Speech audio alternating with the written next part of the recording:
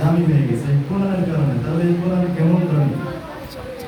এই কোরআন যে পাহাড়ে অবতীর্ণ হয়, গারে হেরা, পৃথিবীর মধ্যে সবচাইতে দামি পাহাড়, এই কোরআনের কারণে দামি হয়ে গেছে। এই কোরআন কেমন দামি? এই কোরআন যে নবীর উপর অবতীর্ণ হয়, আমাদের নবী হযরত মুহাম্মদ সাল্লাল্লাহু আলাইহি ওয়াসাল্লাম সর্বশ্রেষ্ঠ মানব এবং সর্বশ্রেষ্ঠ নবী এবং রাসূল, এই কোরআনের কারণে তিনি দামি হয়ে গেছে। এই কোরআন কেমন দামি? এই কোরআন যে ফেরেশতার মাধ্যমে অবতীর্ণ হয়েছে, জিবরাইল আলাইহিস সালাম, হাজারো লাখো কোটি বিলিয়ন বিলিয়ন ফেরেশতা রয়েছে, সকল ফেরেশতার মধ্যে জিবরাইল ফেরেশতা দামি এই কোরআনের কারণে।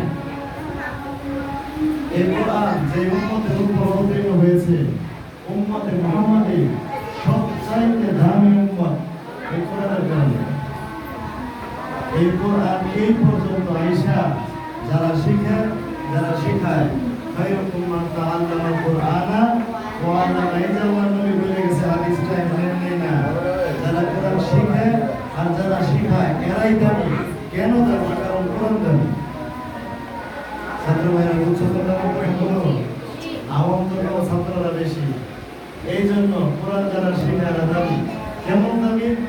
পৃথিবীর মানুষেরা মানুষ আর না মানুষ, পৃথিবীর সর্বশ্রেষ্ঠ মানুষ এরাই, কোরআনের কারণে এরা দামি।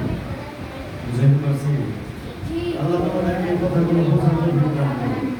আমাদের মাদ্রাসায় যারা পড়ে মনের মধ্যে হীনমন্যতা থাকে, স্কুলে যারা পড়ছে তারা তো অনেক দিক থেকে আগে যাচ্ছে, ইংলিশ, তারপরে গণিত, তারপরে কেউ ডাক্তার হয়ে যাচ্ছে, ইঞ্জিনিয়ার হয়ে যাচ্ছে। আমাদের মাদ্রাসাগুলো থেকে কি হচ্ছে? আল্লাহর নবীর কথা যদি সত্য হয়ে থাকে, ওই ইঞ্জিনিয়ারের চাইতেও দামি কোরআন বলা, ডাক্তারের চাইতেও দামি কোরআন বলা। কারণ খায়রুকুম মান তাআল্লামাল কুরআনা ওয়া আল্লামা, যারা কোরআন শিখে, যারা শিখায় এরাই দামি। এই কোরআনের মজলিসটা হলে কেমন দামি? আপনারা বিশ্বাস করেন আর না করেন, এই কোরআনের মজলিসে যে এখান থেকে ফেরেশতারা বসা শুরু করছে, একজনের কাঁধে একজনের কাঁধে বসতে বসতে আল্লাহর আরশ পর্যন্ত চলে গেছে। সুবহানাল্লাহ, আল্লাহর আরশ পর্যন্ত এরা হেলতেছে আর বলতেছে। আল্লাহ জিজ্ঞাসা করবে এদেরকে, এই তোমরা কারা? বলবে পৃথিবীর তোমার জমিনের তোমার কোনো জায়গায় কোরআনের মাহফিল হচ্ছে, সেখান থেকে আমরা বসতে বসতে এই পর্যন্ত চলে আসছি। সুবহানাল্লাহ। মানে আল্লাহর কাছে আমাদের এই মজলিসটা সম্পর্কে এখন আলোচনা হচ্ছে। এটা কি আপনাদের বিশ্বাস হয়? এই কথাটা কি আপনাদের বিশ্বাস হয় যে এই জন্য এখানে বসে রয়েছে আমাদের ব্যাপারে আল্লাহর কাছে এখন আলোচনা হচ্ছে? না বিশ্বাসের আরেকটা আয়াত শুনেন, ফাযকুরুনি আযকুরুকুম ওয়াশকুরুলি ওয়ালা তাকফুরুন। এই যে আমরা যে জুমার নামাজের শেষ দিয়ে যেটা শুনি আর দাঁড়ায় যাই, এটার অর্থ কি? ফাযকুরুনি আযকুরুকুম। আল্লাহ তাআলা বলে আমাকে স্মরণ করো, আমি তোমাদেরকে স্মরণ করব। এই কোরআন আল্লাহকে স্মরণ করার সবচাইতে বড় মাধ্যম। যেহেতু আমরা কোরআনের মাধ্যমে এখন আল্লাহকে স্মরণ করতেছি, সুতরাং আল্লাহ আমাদেরকে স্মরণ করতেছে। এখন বিশ্বাস হয়েছে আল্লাহর কোরআন যদি সত্য হয় তাহলে এই কথাটা সত্য যে আল্লাহ আমাদের কথা এখন স্মরণ করতেছে। আর কোরআন কেমন দামি? আর দামি হবেই না বা কেন? কালামুল্লাহ। এই কোরআনের নাম কি? এই কোরআনের নাম কি? কালামুল্লাহ, আল্লাহর কালাম, আল্লাহর কথা। মুসা আলাইহিস সালাম একবার আল্লাহর কাছে প্রশ্ন করছে, আল্লাহ আমি তো তোমার সাথে কথা বলি। মুসা আলাইহিস সালাম তুর পাহাড়ে গিয়ে আল্লাহর সাথে কথা বলতেন। সেই কথা বলার জন্য কিছু নির্দিষ্ট নিয়ম ছিল, নির্দিষ্ট সময় ছিল। ওই সময় যে কথা বলতে পারবে, নির্দিষ্ট নিয়ম, জুতা খুলে যেতে হবে, অমুক সময় অমুক পাহাড়ে তুর পাহাড়ে যেতে হবে, ওই সময় কথা বলতে হবে। কিন্তু এমন এক উম্মত আসবে তিনি শুনেছিলেন যে অল টাইম আল্লাহর সাথে কথা বলবে। মুসা আলাইহিস সালাম বলছিল, আল্লাহ ওই উম্মতটা আমাকে দেন না। এটা কোন উম্মত? ওই কিতাবটা আমাকে দেন না। এটা কোন কিতাব? আল্লাহ দেয় নাই। এখানে এসে কাদের জন্য? আমাদের জন্য, যেটা আছে নবীর উম্মতেরা পাবে। এটা কোন কিতাব? এই যে আল কোরআন। তাহলে কোরআন কেমন দামি? এখন বলো আমরা আল্লাহর সাথে কথা কিভাবে বলি? হাদিসে কুদসির মধ্যে আছে, আল্লাহু আকবার, আলহামদুলিল্লাহি রাব্বিল আলামিন। আল্লাহ তাআলা বলতে থাকে, তখন আমরা যখন বলি সমস্ত প্রশংসা বিশ্ব জগতের প্রতিপালকের জন্য, তখন আল্লাহ বলে আমাদানি আবদি, দেখো আমার বান্দা আমার শুকরিয়া আদায় করে। ফেরেশতাদেরকে চ্যালেঞ্জ করে, ওই ফেরেশতারা তোমরা না বলছিলাম উম্মত না বানাইতে? ফেরেশতারা বলছিল না কি দরকার, আমরাই তো আপনার ইবাদত করি, আরেক জাতি কি জন্য বানানো দরকার যেটা আপনার নাফরমানি করবে, যেমন জিনেরা করেছিল। আল্লাহ কি বলেছিল, আমি যা জানি তোমরা তা জানো না। আল্লাহর সাথে কথা আমরা কিভাবে বলি, আলহামদুলিল্লাহ রাব্বিল আলামিন। তখন আল্লাহ বলে হামাদানি আবদি, দেখো আমার বান্দা আমার শুকরিয়া আদায় করে, আমার কৃতজ্ঞতা আদায় করে। তারপর আমরা বলি আর রহমানির রহিম, নিতান্ত মেহেরবান দয়াময়। তখন আল্লাহ বলে দেখো আমার বান্দা আমাকে বলে আমি নিতান্ত মেহেরবান দয়াময়। আল্লাহ বলে কি লাগবে তোমার? তখন আমরা বলি মালিক ইয়াউমিদ্দিন, বিচার দিনের বলে না, বিচার দিনের মালিক, বিচার দিনের মালিক।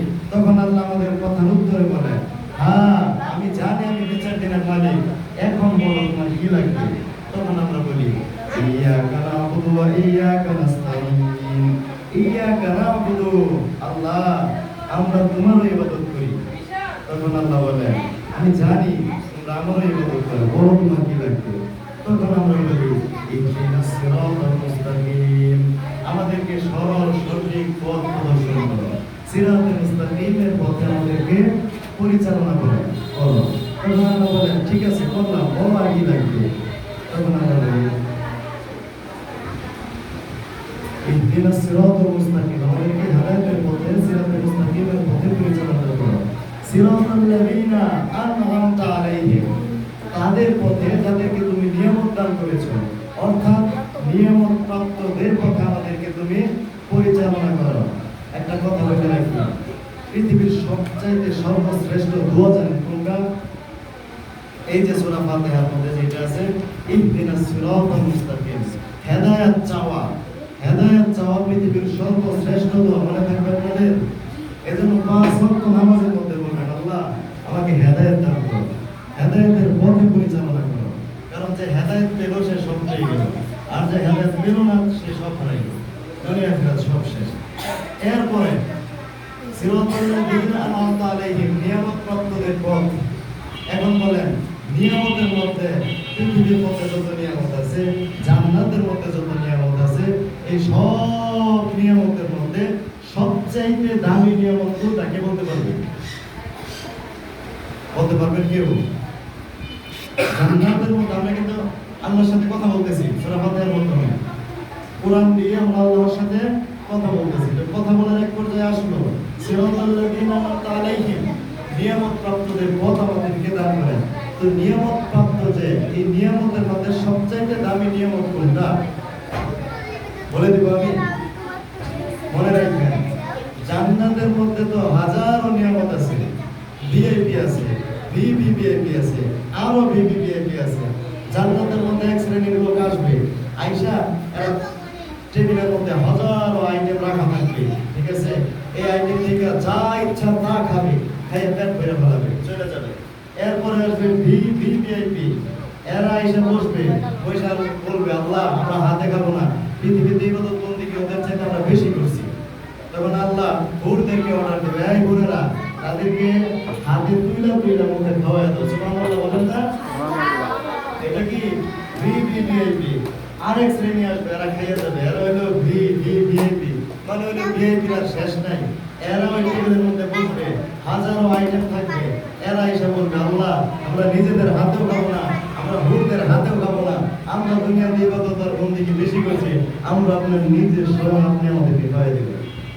সুবহানাল্লাহ জোরে বলেন মিয়া। তাহলে নিয়ামতটা কেমন হবে? আল্লাহর হাতের খাবার কেমন হবে বলেন একবার? এত এত নিয়ামত থাকা সত্ত্বেও, আরে জান্নাতের নিয়ামত যদি বর্ণনা শুরু করি শেষ হবে না, নামাজের টাইম হয়ে যাবে। একটু বইলেই বেলায় জান্নাতে আরো কি নিয়ামত থাকবে? আপনাদের কোরআন কি কি বলে দিয়েছে জান্নাতে? বাংলাদেশের মধ্যে সমুদ্র সৈকত কয়টা? সমুদ্র সৈকত কয়টা? 2টা। সমুদ্র সৈকত কয়টা? 2টা। একটা কক্সবাজার, একটা কুয়াকাটা। একটা কক্সবাজার, একটা কুয়াকাটা। জান্নাতের মধ্যে সমুদ্র সৈকত 2টা। কয়টা? 2টা। একটা নাম বাইদাস আর একটা নাম বাইদাস। এই দুইটা সমুদ্র সৈকত। তো সমুদ্র সৈকত যারা গেছে তারা তো জানে অনেক মজা সমুদ্র ভ্রমণ করা। এই সমুদ্র ভ্রমণ কিভাবে হবে? তো এইভাবে শুধু হেলান দিয়ে ভাববে, এইভাবে জান্নাতীদের জন্য প্রত্যেক জান্নাতীর জন্য সিংহাসন থাকবে, সিংহাসনে এইভাবে বসবে হেলান দিয়ে, বসে শুধু ভাববে আহারে দুনিয়াতে কত সুন্দর দেখতাম, সমুদ্র ভ্রমণে যাইতো মানুষ। এই কথা ভাবার সাথে সাথে চারজন খাদেম থাকবে, দুইজন পায়ের কাছে, দুইজন এই কাঁধের কাছে। আর এই খাদেম পুরুষ যারা, এদের খাদেম কেমন হবে আপনারা জানেন? 70টা করে কি হুর? কারণ আমরা তো প্রশ্ন করবে আমরা কি বলবো, এদের জন্য 70টা করে দাসী থাকবে।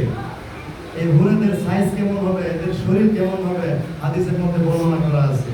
কিছুটা কাপড়ের, কিছুটা সুগন্ধের, আর এদের লেহেঙ্গার ঘের হবে 2.5 কিলো, লেহেঙ্গার ঘের কয় কিলো? 2.5 কিলো। জান্নাতি পুরুষের ধরন কেমন থাকবে জানেন? একটা জান্নাতি পুরুষ আদম আলাইহিস সালামের মতন 60 হাত লম্বা হবে, ইউসুফ আলাইহিস সালামের মতন সুন্দর হবে, ঈসা আলাইহিস সালামের মতন বয়স হবে, দাউদ আলাইহিস সালামের মতন কণ্ঠস্বর হবে, মুসা আলাইহিস সালামের মতন শক্তি হবে। এরকম 10টা পাওয়ার নিয়ে একজন জান্নাতি যাবে। এমন কথা হইলো যে মা বোনরা এখানে দাঁড়ায় শুনতেছে, শেষ করে দিল।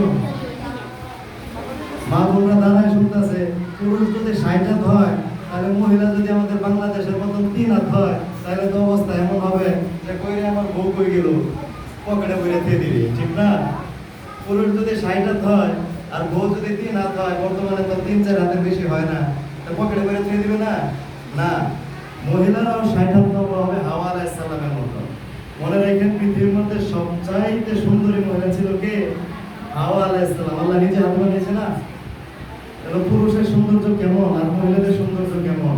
সমুদ্র সৈকতে যাবে, এইভাবে ভাবা মাত্রই শুধু মনে কল্পনা করবে আরে পৃথিবীর সমুদ্র সৈকত কত সুন্দর ছিল। আরে পুরো বলা তোমাদের জন্য এটা, পৃথিবীর সমুদ্র সৈকত কতই না সুন্দর ছিল। এটা ভাবার সাথে সাথে ব্লুটুথ সিস্টেম, এই যে দাসী আছে এটা যাই না ভালাবে, যাই না থাপা দিবে কাদের মাথায়, জানলাওয়ালা সমুদ্র সৈকত দেখবা তো সিংহাসন পুরাইয়া নিয়ে চলবে। সুপারম্যান দেখছো তোমরা? আমি তো ছোটবেলা দেখছি। এই সুপারম্যানের মতন সিংহাসন পুরাইয়া নিয়ে যাইয়া বাইদাস অথবা বাইদাস এই 2 সমুদ্রের পারে নিয়ে নামাই দিবে। এখন শুধু ভাববে বসে বসে আরে মানুষ দেখতাম সেন্ট মার্টিন যাইতো কত সুন্দর নৌকা দিয়া। ভাবা শেষ, ভাবা আগেই আল্লাহ তাআলা নৌকা পাঠাই দিবে। নৌকা আস্তে আস্তে একাই চলে আসবে, নৌকার মধ্যে উঠবে, নৌকার মধ্যে উঠে শুধু ভাববে আল্লাহ। নৌকার মধ্যে দেখতাম কত মানুষ অ্যাডভেঞ্চার করে বড় বড় মাছ ধরে বাইজা বাইজা ভোনা করে খায়। আর এটা ভাবা মাত্রই মাছ চলে আসবে চতুর্পাশ দিয়া, আয়সা বলবে এই হাদিসের ভাষা বলছে, এই মাছ আয়সা স্বয়ং বলবে এই আমাকে খাবে। মাছ আয়সা কি বলবে? আমাকে খাবে। এখন এই লোকের তো মাছের কথা বিশ্বাস হবে না, এত বলবে আহা দুনিয়াতে তো আমরা মাছ ধরতাম বড়শি দিয়া, জাল দিয়া, এখন মাছ আয়সা দেখি বলে আমাকে খাবে, বিশ্বাস হবে না।